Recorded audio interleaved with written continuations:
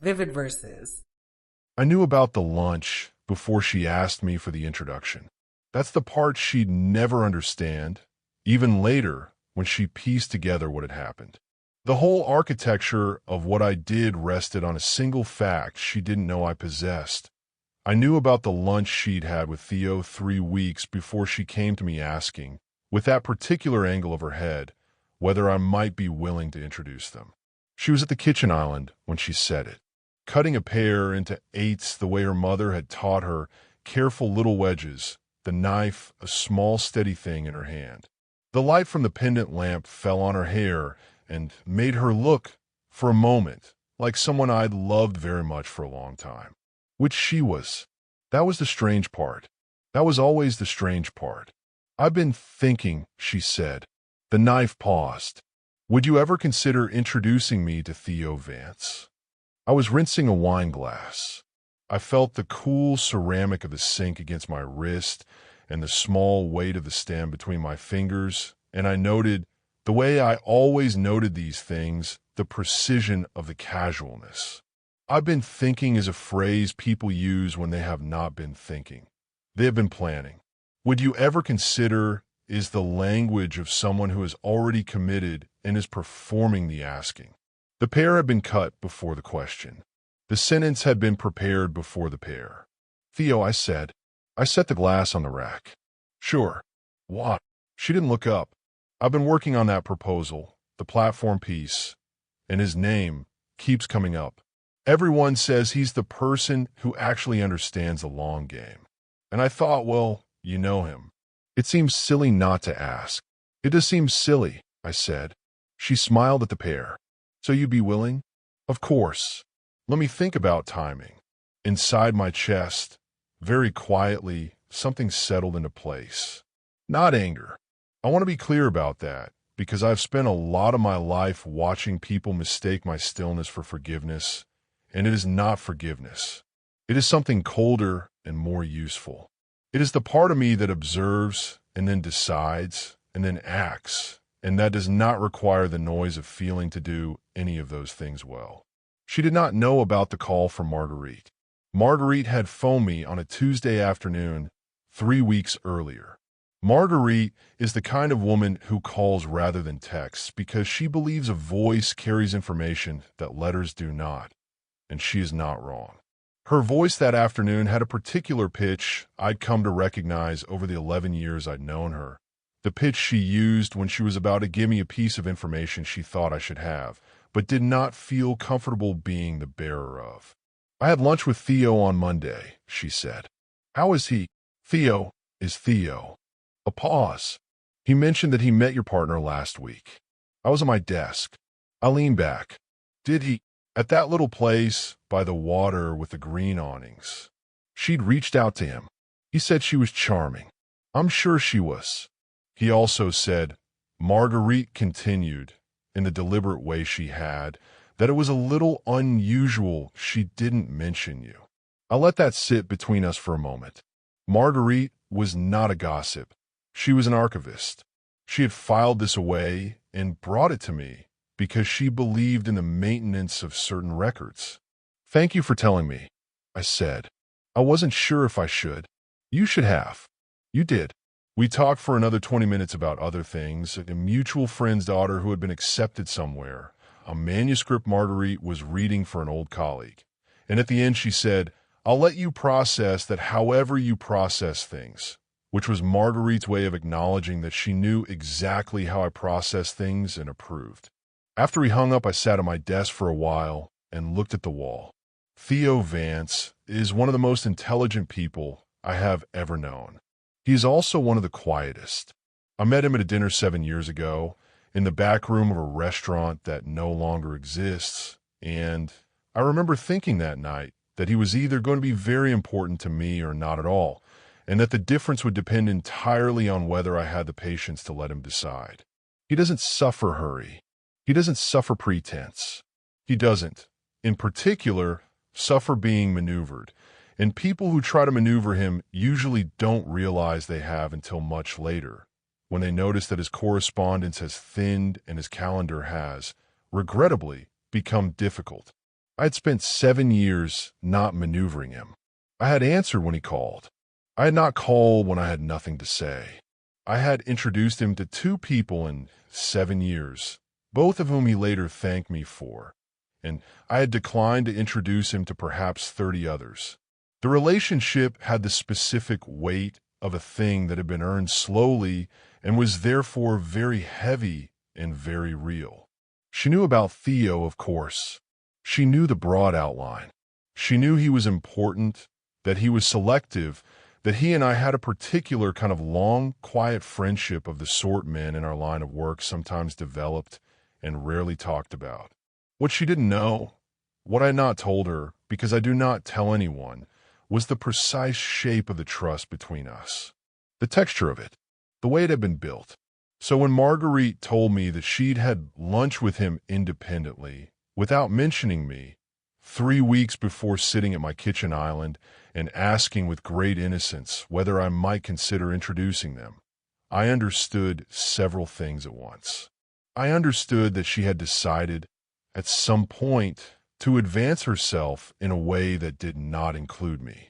I understood that she had calculated, and this is the part that interested me most, the calculation of it, that she could go to Theo first alone, plant a flag, and then come to me afterward and have me confirm her with a second meeting that would look from Theo's side like a charming coincidence, and from her side like a dignified accident, and from mine like nothing at all, because I would not know.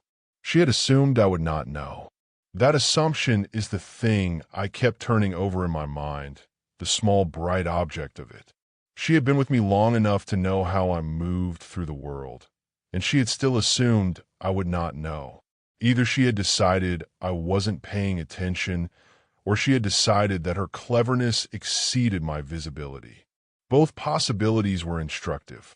And then, 2 days after Marguerite's call, the second piece arrived. It came from Theo himself. He sent me a message, which he rarely did. "When you have a moment," it said. Nothing urgent. I called him back that evening from the back patio, where I sometimes went when I wanted the open air around a conversation. "I had a strange lunch last week," he said. I heard. A small sound, a kind of dry amusement. Marguerite, I assume. She thought I should know. She was right. A pause. "I won't take much of your time. I want to tell you 2 things, and then we don't need to discuss it again unless you'd like to." "Go ahead."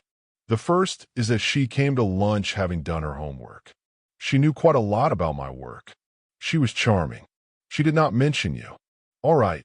The second is more delicate, and I tell you because I think you should hear it from me before you hear it from someone less careful. He paused, and I could hear him choosing words the way Theo always chose words, like a man picking river stones. "I have heard from 3 separate people in the last 2 months a particular characterization of your career. The characterization is that she has been the strategic intelligence behind it, that your success is, in some meaningful way, attributable to her shaping of it. The phrasing has been consistent enough that I don't think it's coincidence." I watched a moth circle the patio lamp. 3 people, I said. 3 that I know of. The number is probably larger. Did she say it to you? Not in those words. She implied it. She said, more than once, that she had been working with you on positioning for some time, and that she thought we were ready for the next phase. Though we was doing a great deal of work in the sentence. I appreciate you telling me. I tell you because you want to know, and because I have worked with you for 7 years, and the person I have worked with is not a man whose strategy is conducted by someone else. I'd be surprised, frankly, if any of yours were. It isn't. I didn't think so, but I wanted to say it. Thank you, Theo. She's intelligent, he said, after a moment. She is also moving very quickly. I'll leave that observation with you and not say any more about it. That's generous of you. It's not generous. It's what I'd want. We talked for another few minutes about a book he was reading, and we hung up, and I sat on the patio for a long time looking at the moth and thinking. There's a specific feeling that arrives when you discover that the person closest to you has been telling a story about you, in rooms you weren't in, that is not the story you've been telling about yourself. The feeling isn't exactly hurt. Hurt is a softer thing, a thing that happens when you've been wounded by someone who did not intend the wound. This was different. This was the feeling of looking at a portrait of yourself painted by someone you had trusted to know your face, and seeing that the face in the portrait was not yours, and that the portrait had been hung in rooms where people had been looking at it and nodding. I am not a man who reacts. I want to be precise about this because the temptation in the moment was real, and refusing it was a choice. The temptation was to confront her that night across the kitchen island, to lay the lunch and the three people and the we on the marble between us, and watch her face try to assemble an answer. There would have been a satisfaction in that. A small one, a cheap one, but confrontation of that kind belongs to people who want something to change. And what I understood, sitting on the patio with the moth, was that nothing she could say would change what I had learned. She had gone to Theo without me. She had told three people, at least, that she was the engine of my career. These were not misunderstandings. These were not things she could explain. They were things she had done, and had done deliberately over weeks, and the question was no longer whether to be upset. The question was what to do about a person who had decided, while sleeping next to me, to begin the slow work of replacing me with a version of me she had authored. I made a decision that night, and I made it cleanly, and I want to describe it precisely because it is the kind of decision I have made before in my life and will make again, and I have come to respect the form of it. The decision had three parts. First, I would not tell her I knew. Not before the dinner, not at the dinner, not after. The information was an asset, and I was not going to spend it on a confrontation that would only allow her to revise her story. People who are caught early get to rewrite. People who are not caught at all reveal more. Second, I would arrange the dinner she was asking for. I would arrange it warmly, generously, without the smallest tremor of hesitation. I would be, throughout, exactly the man she had spent however long believing me to be. Because the version of me that she had been describing in rooms, I wasn't and was a man being managed by her, and the version she was about to meet at dinner was not. Third, at the right moment, in front of Theo, I would say one true sentence. One, I would not deliver it as a strike.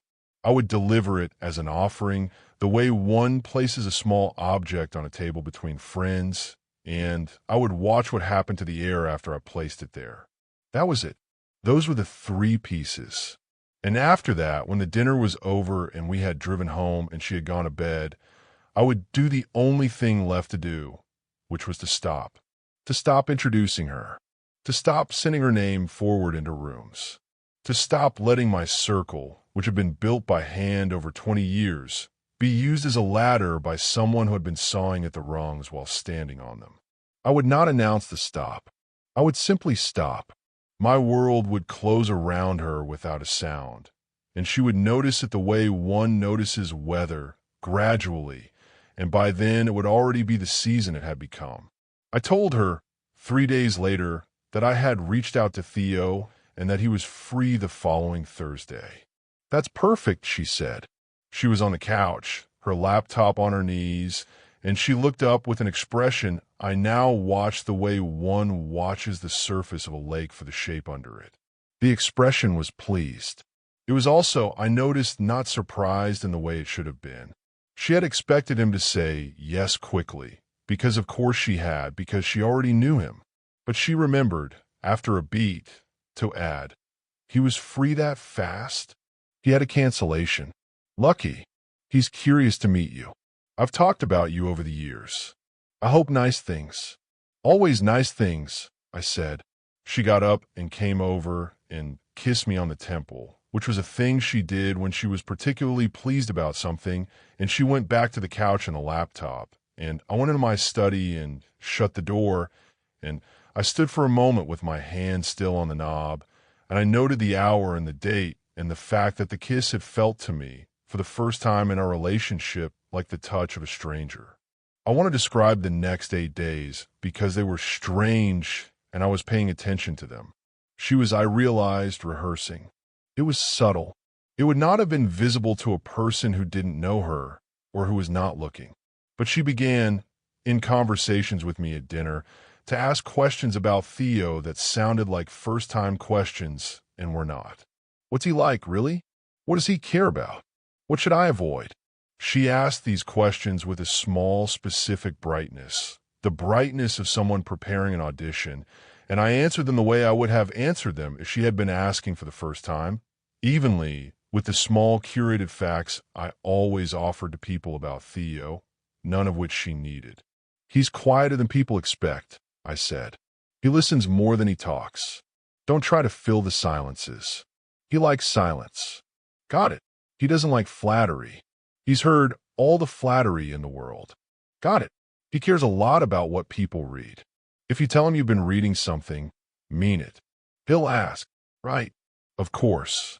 She wrote none of it down, but I watched her absorb it, and I understood that she was filing it next to whatever she had already learned about him at lunch 3 weeks earlier, building a composite, refining her approach. She was not stupid. She was, in fact, very intelligent. And there was a part of me, a small, dispassionate part, that admired the operation the way one might admire a piece of cabinetry that had been built to deceive the eye. The morning of the dinner, she changed her outfit twice. I watched her standing in front of the mirror in the bedroom, turning slightly, considering, and I noted the consideration. People do not consider that carefully for a first impression they are not, in fact, making. I drove. The restaurant was one Theo, and I had used before a small place with maybe 12 tables, dark wood, a back booth he liked because it allowed him to see the door. I had asked for the back booth. The host, who knew us, walked us to it without being asked, and Theo was already there, standing as we approached, his hand out before mine, was his face open in the easy, warm expression he reserved for the small number of people he wanted in his life. You must be Lila, she said, her hand in his. It's so nice to finally meet you. Finally. I watched Theo's face. There was nothing on it. There was, in fact, less than nothing, which was a tell, because Theo's resting face is a small, kind warmth, and the absence of warmth in the moment of finally was its own information. He held her hand for the precise duration of a first handshake, no longer, and gestured to the booth. Please, sit. We sat, Theo on one side, the two of us on the other. The waiter came, and there was the small business of menus and water and bread, and I watched her settle herself with a particular care, the unfolding of the napkin, the angling of the body toward Theo, the small initial laugh at something he said that hadn't been particularly funny. She was good. She was, I want to acknowledge, very good. If I had been Theo, and I had not had 3 weeks of preparation and a heads up from a careful old friend, I might have been charmed. I've been looking forward to this, she said. I've heard so much about you. All from him, I hope. All from him. A small thing. A sentence. She said it lightly, with a smile, and Theo smiled back, and the smile he gave her was the warm one. He had, I realized, decided at some point in the previous 3 seconds to let her have the lie. He was going to give her the rope. He was going to let her stand on it for as long as she wanted. He was, in this small moment, making a quiet alliance with me without looking at me, and I felt for him the specific gratitude one feels for a person who, without consultation, knows the exact thing to do. We ordered. The conversation moved. Theo was a generous conversationalist when he chose to be, and he chose to be that night for a particular reason, because the more space he gave her, the more she would fill it. I watched him do it. He asked her about her work in general terms. He asked her about a book. He asked her, with what looked like idle curiosity, about her view of the industry's next 5 years. She answered. She answered well. She had prepared for this twice now, and she gave him a version of her thinking that was articulate and, I noticed, lifted in two places from things I had said over breakfast in the previous year. Not stolen exactly, borrowed. Borrowed without attribution. I watched her say a sentence I'd said in February about platforms and demographic drift, and I watched Theo's eyes flicker almost imperceptibly toward me, and I let my own face stay where it was. She moved, after a while, into the territory I had been waiting for. "I've been telling him for some time," she said, with a small affectionate glance at me, the kind of glance that was meant to read as long-suffering partnership, that he needs to think bigger about positioning. He's so heads down. I keep saying, you have to step back. You have to think about the architecture of the thing. And does he listen? Theo asked, mildly. The mildness was, if you knew him, terrifying. Sometimes, a small laugh. I have to be persistent. That sounds like a great deal of work. It is, but, and here she did the thing, the central thing, the thing I had been told about and was now watching her do at my own table. I don't mind. I think behind a lot of the work he's done in the last few years, there's been a kind of joint thinking. We've been building it together, in a way. He's the one out front, but the shape of it, she made a small gesture, a sculpting gesture with her hand, comes from both of us. She said it lightly. She said it with the confidence of someone who had said it before, in rooms, and watched it land. She said it, and I watched Theo, and Theo looked at her with an expression of faint, polite, sustained interest, and he said, "How interesting." He said the way a man might say, "How interesting," to a child explaining a magic trick. She did not catch the register. She moved on. She talked about something else. The food came. We ate. The wine moved through the meal. The breadbasket emptied and was refilled, and I sat in the booth and let it all go by because there was no need to do anything yet. The thing I was going to do had a specific shape and a specific moment, and I was waiting for the moment, and the moment had not arrived. It arrived between the main course and dessert. There is a particular lull in a dinner like this, after the plates have been cleared and before the next decision has been made, when conversation becomes briefly aimless and people refill water glasses and look around the room. It's a small architectural pause. Theo had leaned back. She was checking, very subtly, her phone in her lap. I was holding my wine glass by the stem, and I felt the moment open up, the way a door sometimes opens in a room where you didn't know there was a door, and I stepped through. "Theo," I said, I should tell you. She mentioned you'd already spoken." I said it lightly. I said it the way one says I should tell you. The kitchen is out of the fish. I said it with no weight at all, no edge, no inflection of accusation. I said it as a piece of information being placed casually on the table between three adults. I watched both of their faces. Hers went first. It was very fast. There was a single instant, no longer than the time it takes a candle to flicker, in which her face did nothing at all because the muscles had not yet received instruction. Then the recovery began. I could see it begin. The lift at the corner of the mouth, the small reassembly of the eyes. But there was a half-second in which she was simply caught, naked, looking from me to Theo and back. And in that half-second, I saw something I had not seen on her face in all the time I had known her. I saw fear. Theo's face did not change. He did not look at her. He looked at me.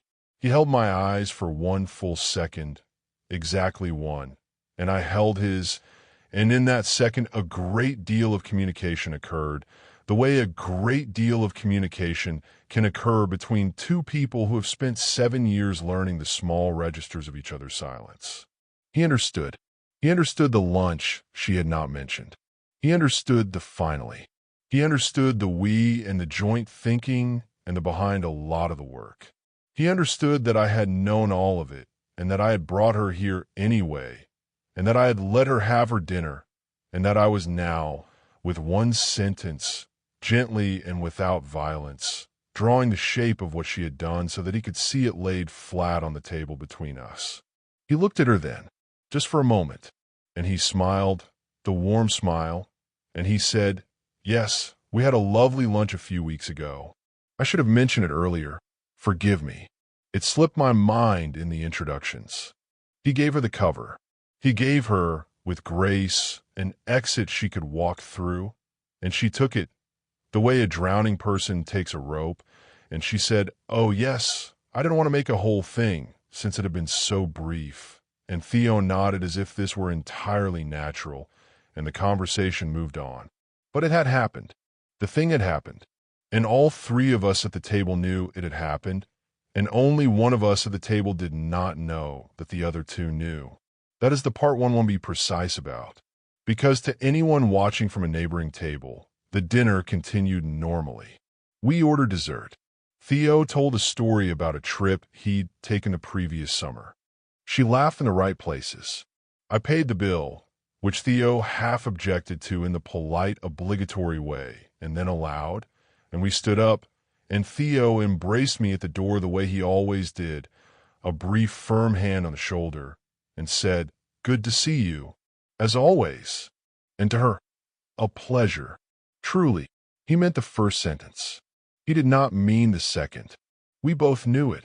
She, I think, half knew it, in the part of her that had felt her face flicker in the booth, but she was already, even as we walked to the car, beginning the work of telling herself a different version of the evening, in which everything had gone well, in which the small, awkward moment had been smoothed over, in which Theo had been charmed. I let her have it. In the car, as I pulled out of the lot, she said, "I think that went really well." "I think so too. He's lovely. Quieter than I expected." "Well, then you told me. He has his moods. I felt like we connected." "That's good." "Did you?" "Did I what?" "Feel like we connected. The three of us." I checked the rearview mirror. I changed lanes. "It was a good evening," I said. She settled back in her seat, satisfied, and put her hand on my thigh and looked out the window, and I drove, and I did not say another word about it. I did not say another word about it for the rest of the drive.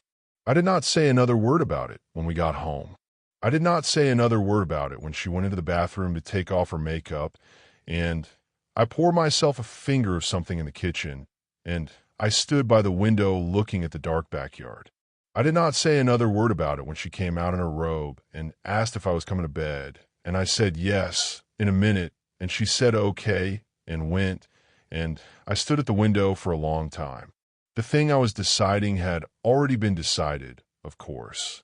I had decided at the night I sat on the patio with the moth.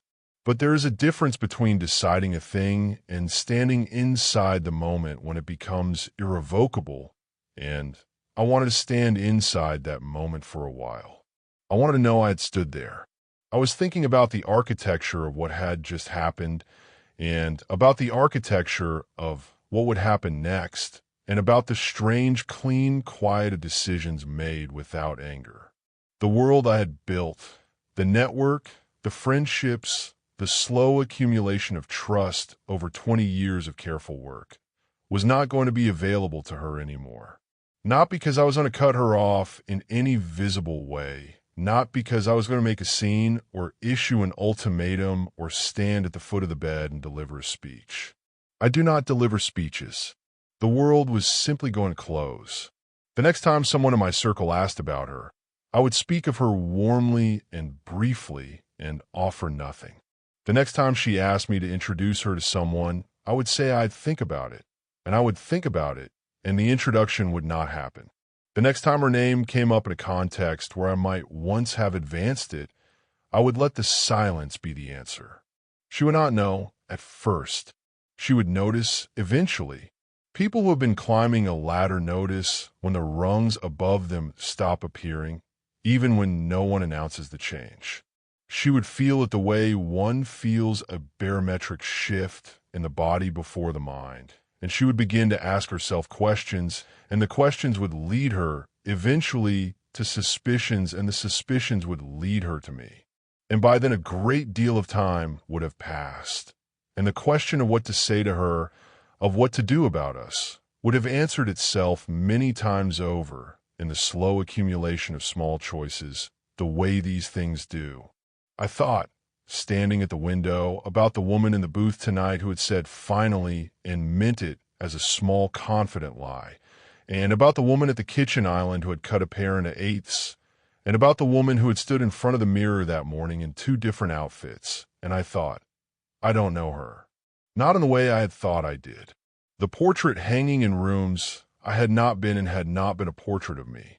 It had been a portrait of her relationship to her ambition, and I had been the frame. There is a kind of grief that is also a kind of clarity. I felt it standing at the window. I felt the closing of something and the opening of something else, and I felt no urge to make either of them a story I told her. I finished the drink. I rinsed the glass and set it on the rack, next to the wine glass from a week ago that I had washed while she had asked me about Theo. I dried my hands. I turned off the light in the kitchen. I went upstairs. She was already half asleep, the lamp on her side dim, her phone face down on the nightstand. She murmured something as I got into bed, a small, contented sound, the sound of a person who believes the day has ended well. "Good night," I said. "Good night." I lay in the dark for a long time, my hand behind my head, looking at the ceiling, and I thought about the dinner the way one thinks about a chess game one has just finished, examining the moves, noting the moments, filing away what had been learned. I thought about Theo's face when I had said the sentence. I thought about her face. I thought about the second of held eye contact, the perfect economy of it, the way two old friends had communicated an entire understanding in less time than it takes to draw breath. I thought about what I would say in the morning if she asked me again whether the dinner had gone well. I would say yes. I would say it had gone exactly as I'd hoped. And it had. It had gone exactly as I had hoped. I closed my eyes. Beside me, her breathing had gone even and slow, and somewhere below us the house settled. The small wooden sounds of a structure adjusting to the cool of the night, and my world, the careful, quiet, 20-year world I had built one hand at a time, closed around her without a sound, the way a door closes in a room where someone is sleeping and does not wake them. Thanks for listening.